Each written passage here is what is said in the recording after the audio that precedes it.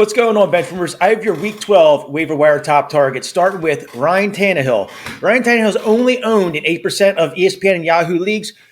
Over the last 2 weeks, he's had over 20 points. He has Lon Burks back. He has a stretch of Jacksonville Chargers and Houston Texans coming up. He's a guy that you want to have to roster. Maybe if you don't feel like you have a better quarterback option, but I wouldn't want to be the guy that's playing against that. So if you want to play keep away, have him on your bench. You have a nice backup situation.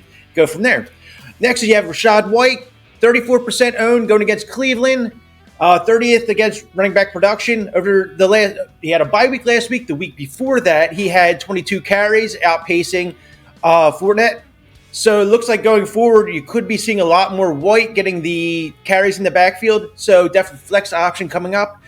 Next is everyone went crazy for Kenyan Drake. And I said he was going to be fool's gold. And he showed this week that he's not the kind of guy that's going to be consistent for your backfield. He's a great backup. He's one of those spot start guys. Fantastic. Gus Edwards comes back this week. He's owned in 43%. So a lot of guys saw Kenyan Drake and dropped it.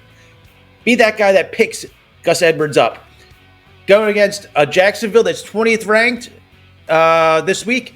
He has a stretch that's coming up that is really amazing. Pittsburgh, Cleveland, and then your playoffs is Atlanta and Pittsburgh.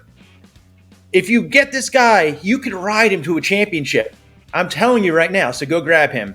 Next, you have Lon Burks, just like with Ryan Tannehill. There's a great stretch coming up, and he showed that he can actually play. I was surprised. A lot of people probably drafted him, dropped him, but the ones that were patient and started him last week received what they thought they were going to get out of him, which was great. Next is a guy that I've mentioned several times over, Darius Slayton, 21% owned.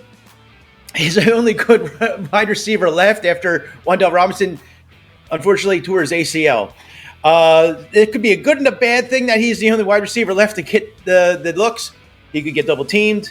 But I definitely think there would be a more of a game script that is going to highlight Darry Slayton to get the ball more often.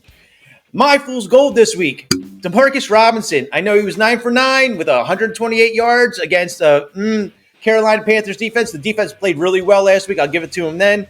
But this is going to be a week-to-week thing. And I'm not up for saying you need to grab a guy that's going to be a boom or bust candidate with, Robinson, Duvernay, and then Andrews all added in the mix. And then you also have, you say Kenyan Drake gets, passing down duties, and he's also taking away targets. So the wide receivers in Baltimore, I'm not touching, except for Andrews at the tight end position. Sorry, guys. But hey, I'll see you on Thanksgiving. We're going to do a live show. Stay tuned to that. And if you followed all the way through, like and subscribe, and greatly appreciate it.